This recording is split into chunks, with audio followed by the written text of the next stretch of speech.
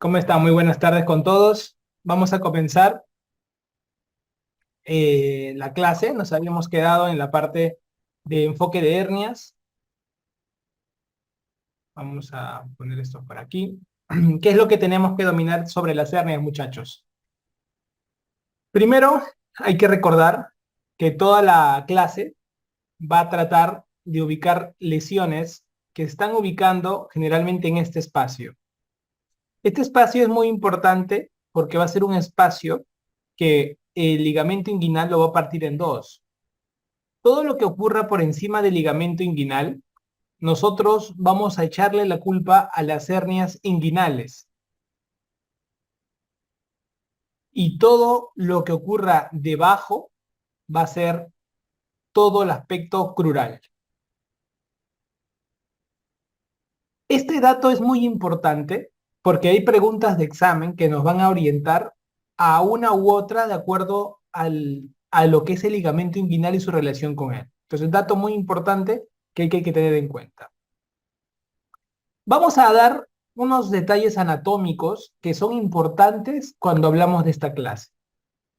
Para poder extender esto de la parte inguinal, vamos a tener que reconocer las partes de todo ese espacio, ese espacio, ese conducto inguinal, ¿correcto? Nosotros siempre vamos a tratar de hablar de espacios posteriores, muchachos. Por ejemplo, vamos acá a dibujarlo de otro color. Nosotros normalmente, imaginemos que vamos a hacer un corte, hacemos un corte aquí, y este corte lo vamos a ver aquí abajo, ¿correcto? Para ubicarnos, todo esto es el cordón espermático. Todo esto que están viendo aquí es esto que estoy acá dibujando, como para que ustedes lo puedan ubicar, ¿sí? Bien. Y voy a hablar de caras anteriores, posteriores, superiores e inferiores, ¿correcto? Voy a dibujar la cara anterior. La cara anterior es una prolongación. Miren esto que está acá, esto que está aquí. Esto de acá es una prolongación. ¿De qué? De este conjunto que hay aquí. La parte importante de todo lo que vendría a ser el músculo oblicuo externo. Es como que una parte importante del oblicuo externo. Entonces, esto solamente una sola estructura es la que va a envolver aquí, que serían las fibras del oblicuo mayor, ¿no? Oblicuo externo, oblicuo mayor. Entonces, la prolongación de esas fibras generan este espacio de aquí, ¿correcto? Muy bien. Con esto yo estoy definiendo la cara anterior. Esta prolongación va a formar un engrosamiento en el piso. Esta prolongación va a formar un engrosamiento en el piso que termina siendo el ligamento inguinal. Entonces, el ligamento inguinal va a ser como el piso. El ligamento, lo voy a poner mejor al otro lado para que no nos ocupe espacio, pero es importante que ustedes ubiquen anatomía de este espacio, ¿eh, chicos? Ligamento inguinal, que es la prolongación de este oblicuo mayor. Esto que ven aquí, este punto. Muy bien. Para que lo puedan ubicar aún más, la parte de abajo sería un corte del pubis. Todo eso es un corte del pubis. ¿Y por qué lo coloco? Porque van a ver dos ligamentos importantes. El primer ligamento que viene en esta parte de aquí, este ligamento, se llama ligamento pectíneo o también llamado ligamento de Cooper. Esto de aquí. Y este ligamento que le da soporte a la parte posterior con el pubis, le vamos a llamar a este ligamento lacunar, o también llamado ligamento de Jean-Bernard.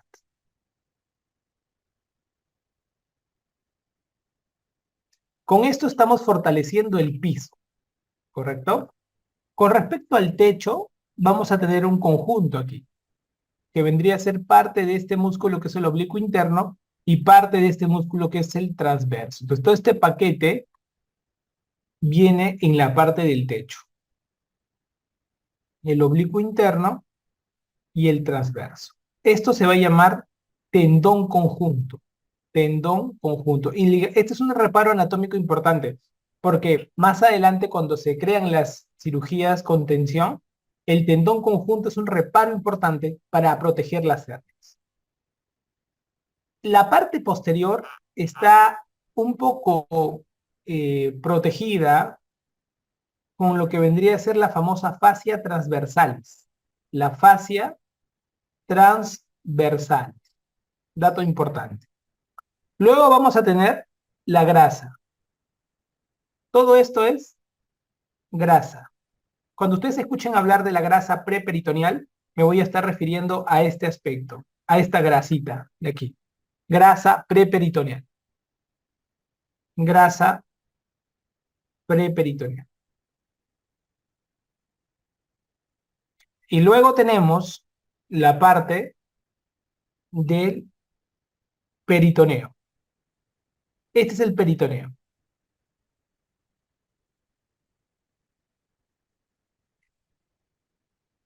Entonces, si ustedes ubican esto, ya estamos en la anatomía ya. Ya estamos. Y vamos a estar muy enfocados para poder sacarlo, como se dice, adelante el caso. Van a preguntar anatomía para tener ubicación de esto. Sí, nos preguntan en la anatomía. Entonces, dato importante para que este gráfico que yo he puesto acá arriba tenga sentido y ustedes puedan estar preparados ante cualquier pregunta. Bien.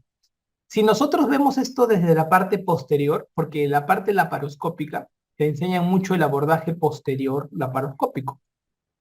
Se va a ver así. Si vemos de atrás hacia adelante, ustedes van a observar que prácticamente, estoy viendo lo de atrás, ¿eh? Estoy como que en la barriga, estoy dentro de la tripa y de la tripa estoy mirando hacia adelante la parte de la zona inguinal. Y lo que observo es esto que están viendo aquí, los vasos epigástricos inferiores. Reparo importante y pregunta de examen. Este vaso epigástrico forma parte de una pared triangular, ¿correcto? Si nosotros vemos la parte del triángulo, vamos a ver que esto pertenecería a lo que vendría a ser el borde lateral del músculo recto anterior. Borde lateral del músculo recto anterior. Vasos epigástricos. Y en la base del ligamento inguinal. Esto se llama triángulo de Hasselbalch. El triángulo de Hasselbalch es el triángulo en la cual no vemos músculo en la parte posterior, por lo que queda esta zona que están viendo aquí, es la zona de origen de las hernias directas. Las hernias directas nacen por la debilidad de la pared posterior. Por lo tanto, esto hay que tomarlo en consideración, muchachos. Esa es pregunta de examen. ¿Quiénes forman la pared o quiénes son parte de los lados del triángulo de Hasselbalch? ¿O en qué génesis está ubicada el triángulo de Hasselbalch? Nos van a preguntar eso y hay que tenerlo en consideración. ¿Correcto? Entonces, esto, por favor, hay que dominarlo. Otro detalle importante respecto al cordón espermático. Yo digo cordón espermático porque siempre tomo el ejemplo de hombres. En los hombres es el cordón espermático, lo que pasa por ese espacio inguinal. Y en las mujeres es el ligamento redondo lo que está pasando en ese espacio. Para poderlo tener en consideración dentro de los reparos o preguntas potenciales que nos pueden dar en este canal inguinal. Siempre te van a decir, ¿no? ¿Quiénes pasan en el canal inguinal? Hombres, cordón espermático, que es lo que hemos visto, y en el caso de mujeres, el ligamento redondo. Esas son las preguntas que nos van a venir a nosotros en los diferentes exámenes que podamos realizar. Hay que prepararnos para alguna situación que aún no ha venido. Y esta foto les va a servir a muchos, sobre todo en la subespecialidad. Les preguntan esto. Este es un abordaje laparoscópico, por lo tanto es un abordaje posterior, ¿correcto? Si vemos nosotros didácticamente el abordaje posterior, vamos a ver que los vasos epigástricos son un elemento importante de corte de esas zonas. Y también vamos a ver el ligamento inguinal va a ser un elemento importante de corte también. El ligamento inguinal. También va a ser un elemento de corte el conducto deferente y también va a ser un elemento de corte los vasos espermáticos, para acordarnos de estos puntos de quiebre que van a ocurrir. Normalmente se ven 3 triángulos debajo del ligamento inguinal y 2 encima del ligamento inguinal, ¿no? Es como tener así, ¿no? 2 y 3, para recordarlo, ¿correcto? ¿Y cómo me voy a acordar? Pues acuérdate que 2, como son 2, tenemos el di.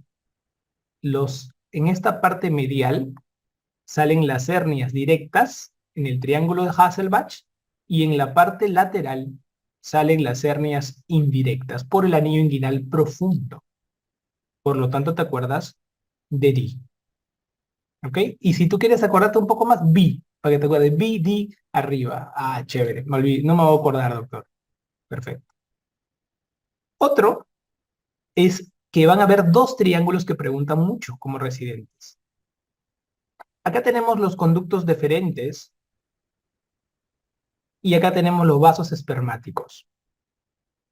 ¿Por qué es importante esto? Porque en el medio de todo están transcurriendo los vasos femorales. Este tiene nombre propio y se le llama el triángulo de Doom o el triángulo de la muerte.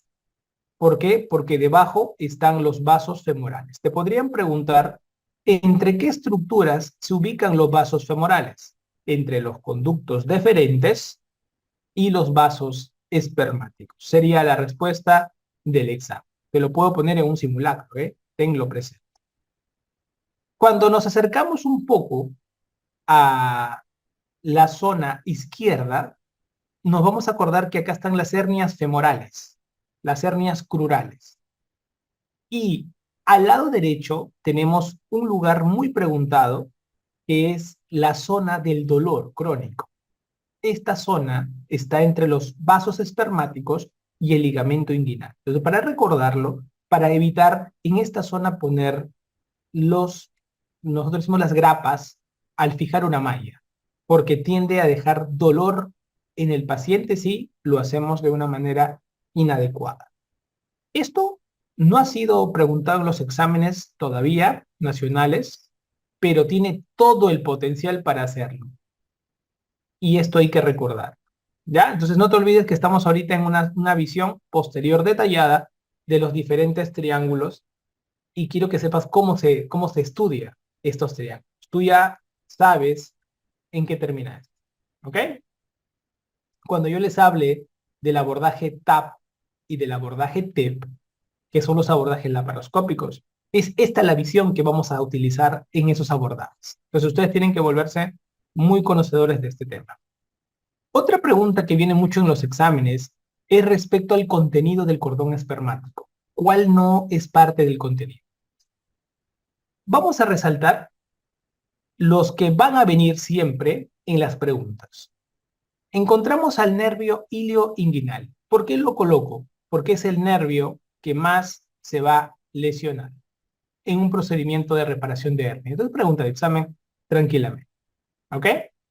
También vamos a seguir viendo algunos otros elementos. El conducto deferente, pregunta de examen, y la arteria testicular, lo que puede llevar a una isquemia testicular. Si ven un caso de dolor y ven un caso que no es típico de la presentación, el dolor sobre todo isquémico, con cambios de coloración incluso, porque puede haberse afectado la arteria testicular, ¿correcto? Después, todo lo demás, digamos, es parte de lo que por lógica va a poder sacarse en estas preguntas de examen, ¿ya? Pero estos 3 elementos quiero que los resalten, sobre todo de su lámina y puedan tenerlo presente. Voy a un poquito decirles algo más de esto. El nervio, si ustedes se dan cuenta, hilo inguinal que te pongo acá, el nervio, resáltalo por favor, es el nervio que más van a haber lesiones. También pueden haber de los otros nervios, pero el hilo inguinal es como que el que lo vamos a tener más en cuenta. Esta es una zona altamente nerviosa.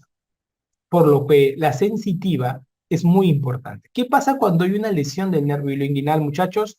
Van a ver esta sensación. El paciente que se somete a una hernia va a tener un poco de hipoestesia y anestesia, sobre todo en esta zona pintada de color celeste.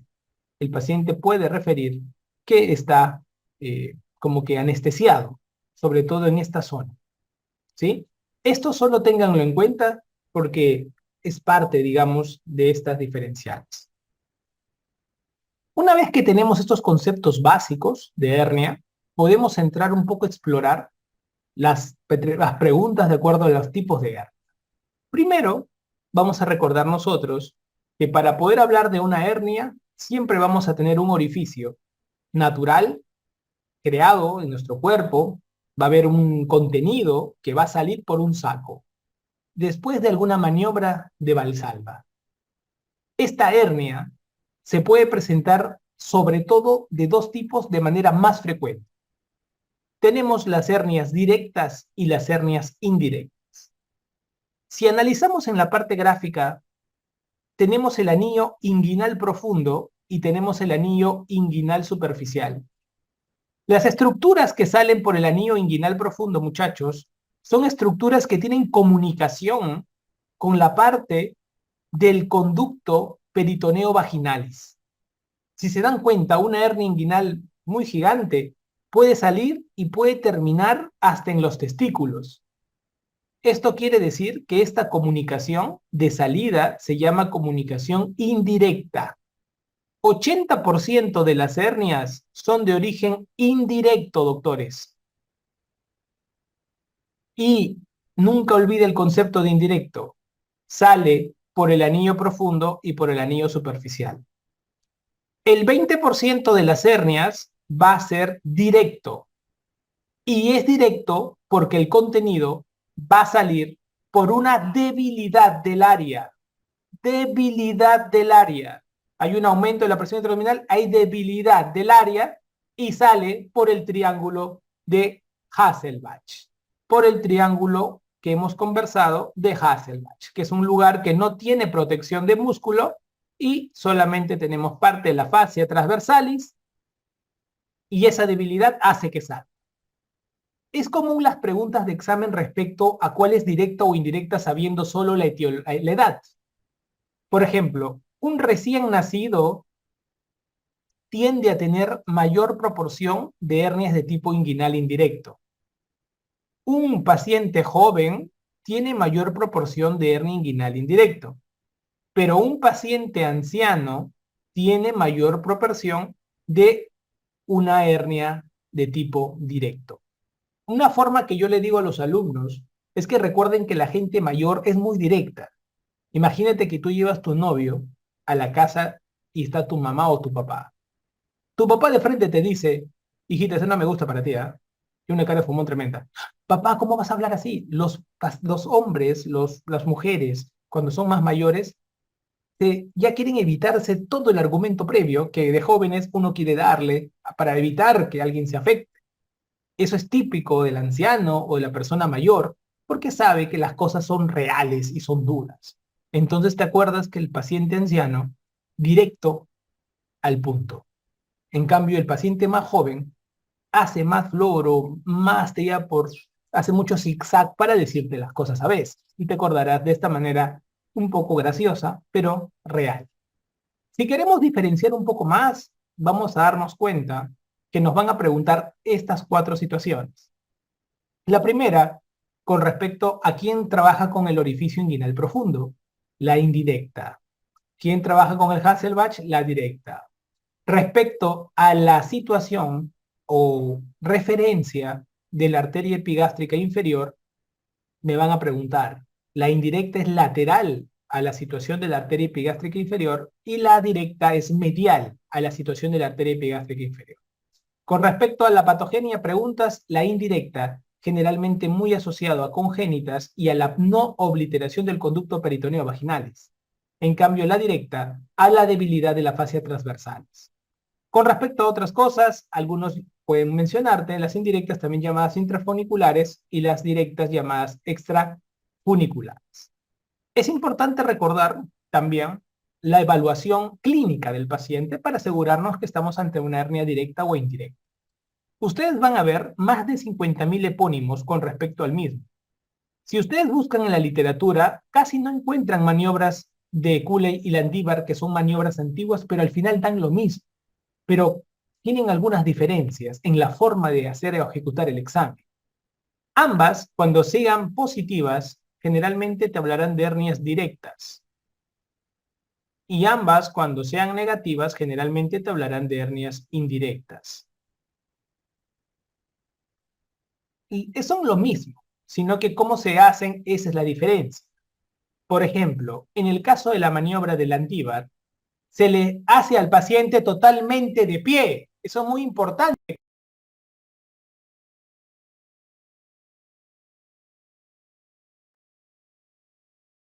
Entonces, cuando ustedes tienen la maniobra del Landívar, el paciente está de pie. El paciente está de pie y ustedes tienen que hacer esto, que es la introducción de un dedo en esta zona, buscando justamente este detalle. Al meter el dedo y buscando el anillo inguinal superficial, ¿qué es lo que se hace? Se le invita al paciente primero a ocluirle con una mano, esa mano parece la mano de ti, van a ocluir primero el anillo inguinal profundo y van a poner el dedo dentro, guiándose al costado de los testículos en dirección ascendente. Se le obliga al paciente que está de pie a que puje. Si el paciente puja y no sale nada, quiere decir que el paciente tenía una hernia indirecta. Por lo tanto, es un Landívar negativo, hernia indirecta, porque no salió nada. Pero si se le invita a que puje y se siente un bulto en el dedo, entonces estamos ante una hernia de tipo directa, que sería un Landívar positivo, ¿correcto? La misma maniobra, pero con el paciente acostado, es la maniobra de Cooley. Aquí no tienes que estar metiendo la mano y tocando testículos. Aquí lo echas al paciente y ocupas también la oclusión de la parte del anillo inguinal profundo y pones la mano sobre la parte interna de esta zona, como que buscando el triángulo de Hasselbalch. Haces que el paciente puje y si no sientes que hay un bulto, entonces se debe a que la hernia inguinal es indirecta, porque estabas ocluyendo la mano y no salió nada, era indirecta, pues entonces. Será un Cooley negativo, hernia indirecta. En cambio, si pujas y sale un bulto que toca esta mano, entonces estaremos ante un Cooley positivo o una hernia directa. La única diferencia entonces, porque les gusta preguntarles en Perú, es Landívar y Cooley. Si ustedes se van a México, si ustedes se van a otro país de América Latina, van a encontrar que cada país casi tiene sus epónimos y son muchos, pero todos terminan en lo mismo. Por eso que la mejor forma para valorar una hernia, más allá de la clínica, es con una imagen de una ecografía de partes blandas, que nos va a permitir tener mayor precisión de poder hablar de este tipo de cosas. Las hernias, cuando se presentaban, las personas no sabían cómo presentarlas en la visita médica. Por ejemplo, venía un paciente y decía, sí, tiene una hernia, y tú no sabes si es directo o indirecta, no lo sabes, pues. Había algunos que venían con hernias directas o indirectas, entonces la presentación clínica es importante, y por eso que en las preguntas de examen está viniendo mucho lo que es la clasificación de Nyhus. Nyhus lo que hace es buscar darle un nombre y apellido a cada lesión. Y aquí te lo voy a recordar. Un Nyhus 1, acuérdate, 1 indirecto. Y te acuerdas de 1. Nyhus 2, acuérdate de 2. ¿De qué cosa 2? Que es un indirecto, pero que el anillo lo tiene dilatado. Por eso que te acuerdas de Nyhus indirecto 1 y D de anillo dilatado. Y con eso es la parte del 2, porque te acuerdes. Pero, ¿qué son? Hernias indirectas. Luego tenemos el Nyhus 3, que tenemos el 3A, el 3B, que es el más preguntado, no se olviden, y el 3E. El 3A hablan de una hernia directa. El 3B habla de todas las hernias que pueden haber. Aquí tenemos, ¿qué cosa? Tenemos la hernia en pantalón. La hernia en pantalón es la hernia que es directa e indirecta a la vez. Es muy preguntado. ¿Cuál es una hernia en pantalón? 3B. Marca el toque para que clasifiques. Luego tenemos las hernias deslizadas. Las hernias deslizadas permiten tener un concepto importante. En la hernia deslizada se habla de que el saco forma parte de la pared de un órgano, por ejemplo, la vejiga. Te pueden poner cuál es una forma frecuente, la vejiga. Es parte de tener, es como que la parte de la pared de la vejiga forma parte del saco. Una hernia deslizada, es un 3B. Luego también tenemos las hernias escrotales masivas. También serían consideradas parte del 3B, ¿correcto? Aprovechando los conceptos, nace un concepto interesante en este grupo de nombres, que son la hernia coercible y la hernia incoercible. La hernia coercible es aquella hernia que tú puedes corregir, quiere decir que sale el bulto, tú lo metes y listo. La hernia incoercible es que prácticamente no se puede corregir. Lo metes el bulto, al menor esfuerzo sale de nuevo solito, sin haber tosido, casi nada. Es como que ya no hay forma que podamos contener la hernia. Esas se llaman preguntas de examen para que definas coercible e incoercible. Lo otro que quiero enseñarte, y que luego lo vamos a hacer un poco más detallado, es el concepto de hernia encarcelada y estrangulada. La hernia encarcerada es la forma de presentación más frecuente en las emergencias. Eso es muy importante que ustedes tengan presente, ¿correcto? La forma de presentación es más frecuente es esta, la de la obstrucción intestinal. Entonces, las emergencias vienen hernias y lo más frecuente que vengan es como obstrucción intestinal. Entonces, hay que recordarlo, es una hernia encarcerada. Pero si nosotros tenemos un compromiso vascular, aquí ya pasa de nombre de ser una encarcerada a pasar a ser una estrangulada. Ese dato es muy importante, pero la forma de mostrarnos en las preguntas de examen la estrangulada son con cambios en la coloración de la piel. Dato clave para que ustedes puedan tener en cuenta porque eso siempre van a denotar. Entonces esto hay que manejarlo bastante. Con respecto a las hernias Nyhus 3C, C, acuérdate, C de crural o femoral. Femoral o crural, para que te acuerdes de la letra C. Y Nyhus 4, básicamente hablan del Nyhus 4A, del 4B, del 4C y del 4D. Hablando de los Nyhus, el 4A va más con los directos, el 4B va con los indirectos, el 4C va con los crurales, y el 4D yo le digo D de diverso. ¿Por qué? Porque chapa y mezcla todo. Es prácticamente una mezcla de todos los posibles que pueden haber. ¿Y por qué se llama 4? Acuérdate, los 4 son los recurrentes. Por eso es un 4. Si viene una hernia y te preguntan, paciente que viene con una hernia inguinal indirecta y ya ha tenido la hernia, o sea, se supone que ha habido algún cambio, es lo mismo, ha vuelto a salir lo mismo, ya había sido operado, todo, recurrente, está recurriendo la hernia. Entonces te la tienes que clasificar, es un 4A, es una hernia directa recurrente. Entonces la palabra recurrente es solo para ubicar el nivel del 4, es lo único nada más. Después, todo esto hay que dominarlo bien. Entonces, a las emergencias van a venir dos tipos de hernias generalmente. Las que más se operan de emergencia son las incarceradas. Estas son las que más se operan en la emergencia, lo más frecuente, si hablamos de cuál es la hernia más complicada, más frecuente, es la incarcerada. O sea, eso hay que recordarlo bastante. De incarceración a estrangulación, generalmente ocurre que pasan más de 6 horas. Y aquí lo que vamos a ver nosotros es que van a haber cambios a nivel de la piel. Por eso que en las preguntas de examen te van a hablar de que paciente viene con una masa, de repente no te ponen las horas y te dicen que la piel está de color violácea. Te está diciendo como golpe, ¿no? Violácea.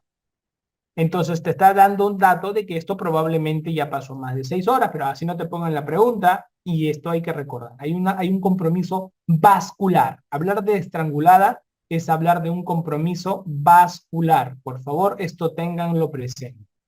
Entonces, ¿Qué tenemos que hacer? Las encarceladas, ¿cómo van a venir nuestras preguntas de examen? Van a venir, nuestro paciente robot nos dice que van a venir con una patología de obstrucción intestinal, ¿correcto? Y la cirugía que se realice es en la misma ingle. El corte se hace en la misma ingle. Dato importante. ¿Por qué? Porque la forma de las estranguladas, generalmente, cuando vienen con cambios de coloración en la piel. Este es el paciente robot, los cambios de coloración en la piel. Cambios de coloración en la piel. ¿Ok? Muy importante. Cuando vemos esto, la cirugía tiene que hacerse en dos tiempos.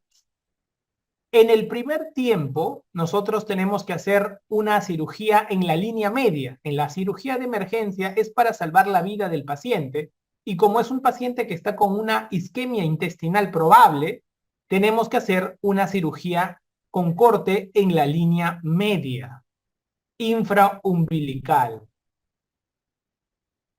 En cambio, en el segundo tiempo, ya cuando salgas de la emergencia y el paciente esté bien, ya se corregirá el origen de la hernia inguinal. Por lo tanto, acá se hará una reparación a nivel de la zona inguinal. Este pequeño detalle que les digo es pregunta de examen continuamente y los estudiantes fallan a la hora de decidir qué es la situación que van a terminar haciendo. Entonces, muy importante, por favor, a tenerlo en cuenta, ¿ya? Dato clave.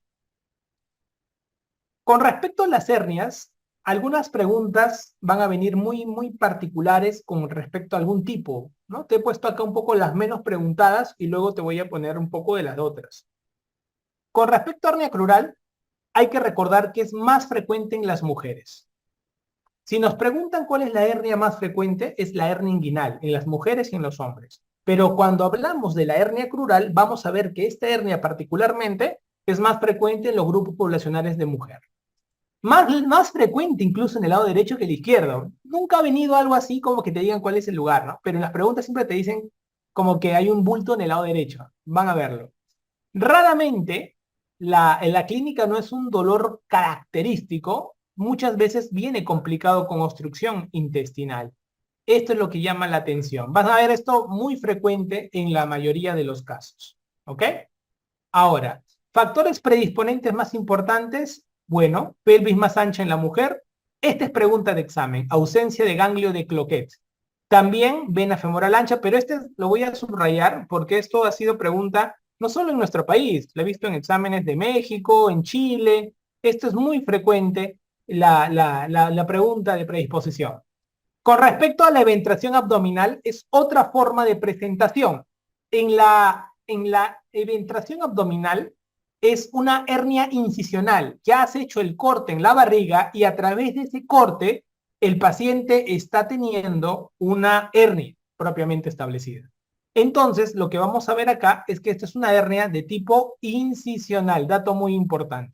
Las incisiones que más hacen hernias, o esta palabra, eventración, el concepto correcto, son las de corte a nivel mediano porque tiene mayor presión. El abdomen tiene más presión al centro, por lo que las hernias de tipo mediano o corte mediano van a por ahí protruir. ¿Ok?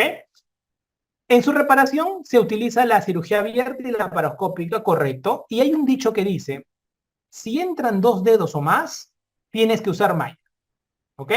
Acuérdense de esto, malla, malla, 1 y 2. Si es mayor o igual a 2, malla, punto. ¿Ya? Muy importante.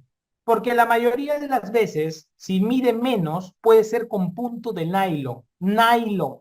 ¿Ok? Tiene que ser un sintético, no puede ser un absorbente, un bicril no puede ser. Tiene que ser un nylon, no absorbente. ¿Ok? Un nylon 1, un nylon 0, bien fijado para evitar estas complicaciones que se podrían dar.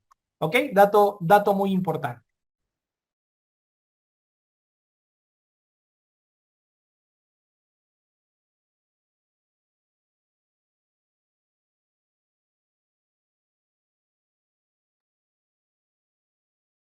Muy bien.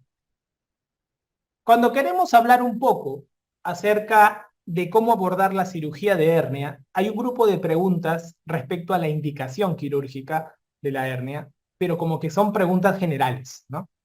Entonces, una forma de que ustedes puedan primero saber cuál es la indicación de la cirugía.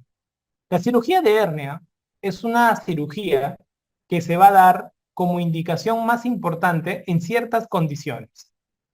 Por ejemplo, todas las hernias complicadas, hablamos de las encarceradas, hablamos de las estranguladas, definitivamente no hay duda que es una cirugía. Pero ¿qué sucede con las hernias que no están complicadas? Que están en consultorio y te preguntan si vale la pena operarse o no vale la pena operarse. En el caso que la hernia no esté complicada, recordemos qué situación lo llevaría a un ser humano a operarse una hernia si no está complicada. Primero y la más importante, el dolor. Porque es importante que el paciente tenga, si tiene síntomas, tiene que ser operado. Entonces, el síntoma que más van a ver ustedes es el dolor. El paciente nota esa molestia. Hay que operarlo. No debe haber. ¿Por qué? Porque por un tema de calidad de vida también. Hay gente que no siente dolor, pero la hernia está que sale y le incomoda. Pues indicación. Y si tú tienes una hernia que no se guarda, es irreductible, entonces un incoercible tiene que ser operado, ¿no? Las incoercibles tienen que ser operadas. Entonces, es importante que nosotros recordemos cuándo operar, pero también hay que recordar cuándo no operar. Una forma y pregunta muy interesante que vino alguna vez es ¿qué paciente no se va a beneficiar de una cirugía? Si tiene mucha edad el paciente, generalmente tiene más morbilidad el paciente. Estos pacientes no se favorecen de una cirugía de hernia. Es más probable que fallezcan por otras comorbilidades de su edad que por la hernia. Es una pregunta muy buena de decisión clínica que más de uno puede fallar a la hora de decidir qué hacer con ellos. Cuando estamos ante la cirugía, lo que vamos a nosotros hacer cuando hacemos la cirugía es a tomar una decisión. ¿Qué cirugía se va a hacer? ¿Una cirugía abierta o una cirugía laparoscópica? Si ustedes saben que la cirugía laparoscópica es mejor que la abierta, pero es más cara. Entonces, primero vamos a hablar de las ventajas de la cirugía laparoscópica. La ventaja mayor de la cirugía laparoscópica es que es una cirugía, digamos, que va a permitir que el paciente tenga un mejor control y una mejor recuperación. Una recuperación más rápida. Es el efecto más diferencial de todo lo que ustedes puedan estudiar, ¿correcto? Pero es más cara, requiere más experiencia. Qué importante, ¿no? ¿Se dan cuenta el efecto de tener recuperación rápida en una cirugía? Siempre te va a llevar a que sea más cara o que haya más experiencia para poder hacerlo. Esto hace que sea menos usada. Hay una tendencia a aumentar el uso, pero es interesante que por qué se hace, ¿no? Entonces, y es la ideal también, la laparoscópica es la ideal, acá lo voy a poner, es ideal para las recurrencias, para las hernias recurrentes, porque te va a tener un control total desde la parte posterior, ideal para las hernias recurrentes. En cambio, la abierta es lo contrario, todo lo contrario, es más barata, es más usada, siempre como que lo barato es más usado, ¿no? Entonces, la tendencia es como que va a ser más práctico y lo uso más. El tema también va a ser es más fácil y lo otro es más incapacitante, es lo malo. ¿Qué quiere decir? Que en realidad el dolor o las complicaciones que puedan haber en la cirugía abierta van a estar muy ligadas de la mano con este tipo de cirugía. Entonces, eso hay que tenerlo en consideración. Ahora voy a dar 3 situaciones quirúrgicas internas. ¿Qué harías con respecto al evento de la cirugía? Estás operando una hernia inguinal indirecta, que es la hernia que más se opera. Tienes el saco ahí, ese saco que sobra. La respuesta es, tienes que ligar el saco. Sí, el tratamiento se liga el saco. Las hernias inguinales indirectas ligan saco. Sobra ese saco. ¿Se refuerza la pared? No, no se refuerza la pared porque no es una debilidad de la pared, está totalmente. Entonces se liga ahí y se usa malla. Siempre se va a usar malla, sea indirecta o directa. En las hernias inguinales directas, no. Acá no se liga el saco, se busca invaginar el saco, se mete el saco.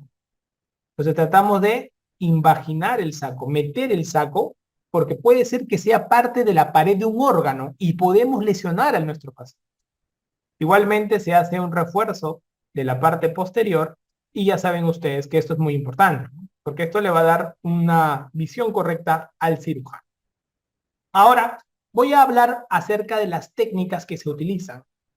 Primero la más frecuente y más usada, y luego las otras técnicas, qué datos debemos llevarnos nosotros para la práctica del día a día. La técnica de Liechtenstein es la técnica más utilizada en la cirugía de hernia. Es la cirugía más utilizada. Es una cirugía que preguntan mucho, ya que se hace sin tensión porque se usa una malla. Malla de polipropileno. Pregunta de examen. Siempre preguntan, ¿de qué está hecho esa malla? De polipropileno. Esta cirugía básicamente tiene una recidiva menor al 1%, lo que la hace ideal en la mayoría de los casos y la mejor en cirugía abierta. La mejor en cirugía abierta es esta. El problema es que las complicaciones que tiene. Las complicaciones pueden ser recurrencia, dolor crónico, puede haber el tema de por ejemplo, a nivel del cordón y testículo, o sea, va a haber más cosas. ¿Qué preguntan mucho?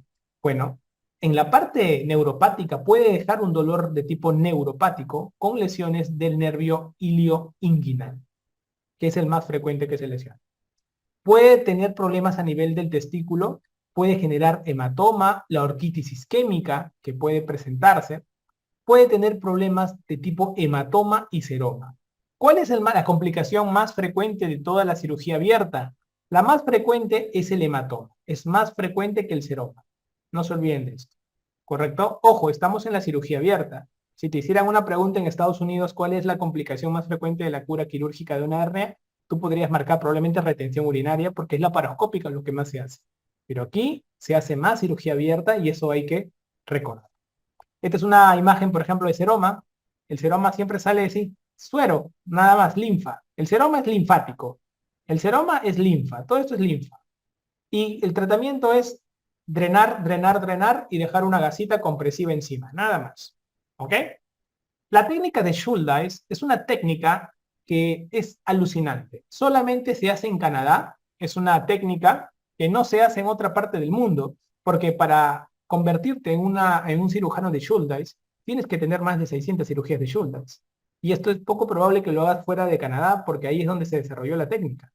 La recidiva también es menos del 1%, igual que Liechtenstein, pero no tiene malla. Eso es lo más llamativo. Y uno dice, quiero hacer esto. Lo más importante es que el Schuldeis puede tener una recidiva casi igual que el Liechtenstein sin malla. El tema es que tienes que practicar muchísimo.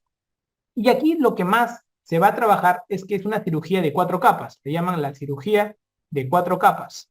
Porque van a tener que hacer una reconstrucción de cada una de las capas. Si tú no fijas alguna de las 4 capas en el Schuldeis, porque haces repliegue de la fascia transversalis, comienzas como se dice, a reconstruir aquello que estaba roto naturalmente. Si te falla alguna de estas capas, pues ya fuiste. Va a haber recurrencia y es mejor ponerle una cirugía con malla. Entonces es un problema gigante que podría ocurrir en estos pacientes. Dato interesante para que ustedes lo tengan presente. ¿Ok? Ahora, viejo, a nivel viejo, técnicas viejas, pero yo digo viejas, pero van a ver ustedes que pueden todavía seguir viéndolas actualmente. Tenemos la técnica de Bassini y la técnica de McVeigh. Son preguntas clásicas, antiguas. Acá nosotros lo que vamos a ver es que el Bassini, acuérdate, es para inguinales. Bassini es para inguinales, acuérdate de eso. Entonces se hace mucho para las hernias inguinales, Bassini. Es una técnica con tensión, pregunta de examen, y el tratamiento es fijar el tendón conjunto al ligamento inguinal. Tendón conjunto al ligamento inguinal. Recidiva menos del 10%, pero igual mucho más que un Liechtenstein. En el caso de la técnica de McVeigh, acuérdate, acuérdate, 2 palabras, McVeigh. ¿Por qué te digo 2? Para que te acuerdes de que son hernias plurales y también repara hernias inguinales. Igual número de recidivas, menos del 10%, y aquí el tendón conjunto lo vamos a fijar al Cooper. Es una técnica con tensión, por lo tanto, es una técnica que va a tener mayor recurrencia. ¿Ok? Estas son las dos que concentraban las preguntas en la antigüedad, como para que lo tengas súper claro. Y tenemos las de abordaje posterior, quiere decir cirugía abierta, pero con abordaje posterior. O sea, la cirugía está abierta, pero busca arreglar atrás las cosas. Esto es importante porque el NIHUS se usa cuando hay un abordaje posterior unilateral. En cambio, el estopa se hace cuando hay un abordaje posterior bilateral. Dato muy importante que usted tiene que tener en cuenta. Cuando nosotros enfrentamos la cirugía, acuérdense que las dos son de abordaje preperitoneal, quiere decir que no llegas a traspasar el peritoneo. Esto es un dato importante. Ambas usan malla, así que son técnicas sin tensión. Acá existe un espacio en la zona preperitoneal que es el espacio de Bogros. Atrás de la zona prevesical, el espacio de Retzius. Nuevamente, espacio de Bogros. Para que te acuerdes de así, BRB. Entonces, acuérdate por qué te digo, por NIHUS. Porque NIHUS solo chapa Bogros. Como es unilateral, solo chapa Bogros. En cambio, cuando tú haces estopa, 2Ps, agarras todo. Es ideal para las hernias bilaterales. Hernias inguinales bilaterales.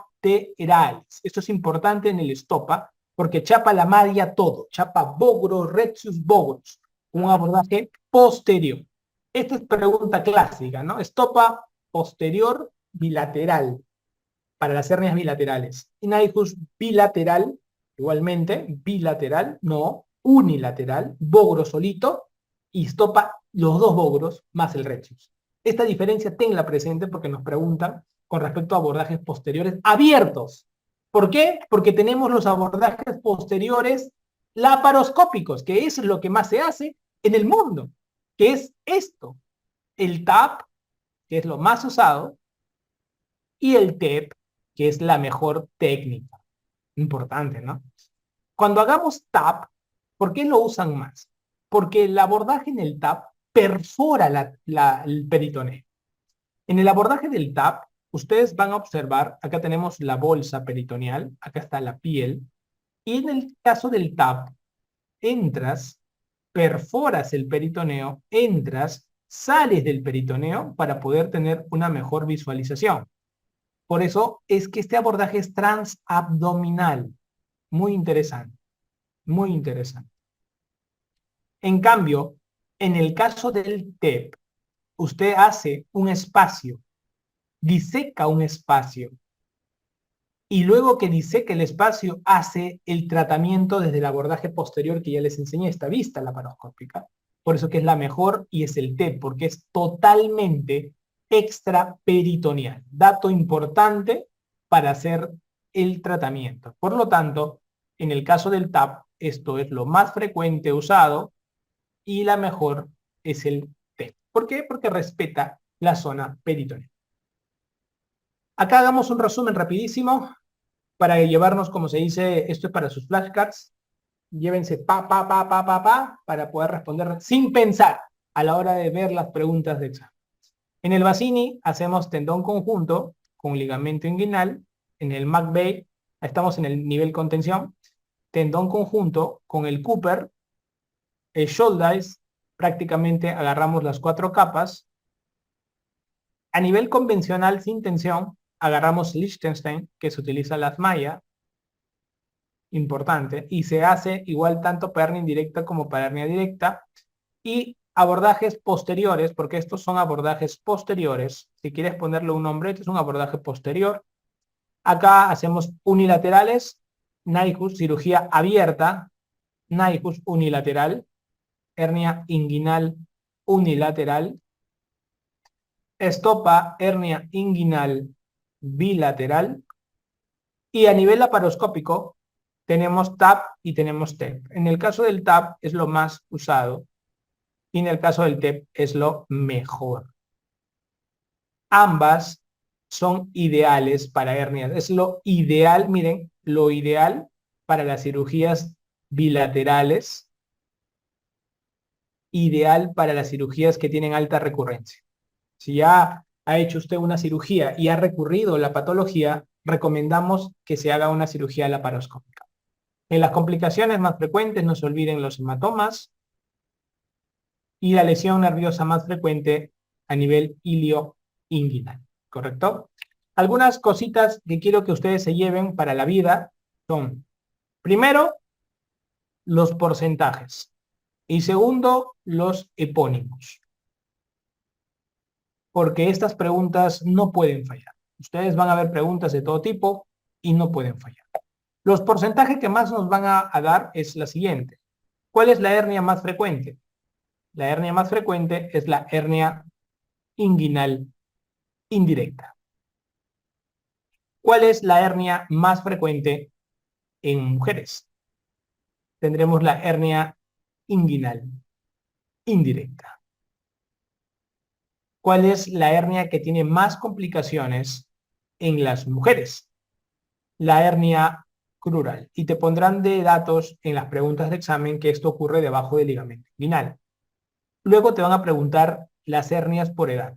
Acá lo voy a poner otro colorcito para que te acuerdes así. Por edad. Y nos van a preguntar, por ejemplo, preguntas como ¿las hernias congénitas son de qué origen? Son hernias inguinales indirectas. Las hernias del anciano.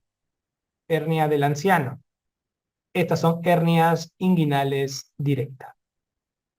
Te van a poner por ahí una preguntita con respecto al característico, algo característico. Si es algo característico, acuérdate, si te dicen la hernia que tiene un dolor característico, la hernia epigástrica, peñisca y da como un dolor sordo. La hernia epigástrica tiene el famoso dolor sordo característico, un dolor característico. Y con respecto a los epónimos, nunca te olvides de estos que sí han sido más preguntados en la historia. ¿Cuál es el que más ha sido preguntado? Últimamente lo han preguntado incluso, la hernia de Spiegel. La hernia de Spiegel, últimamente preguntado, acuérdate la S.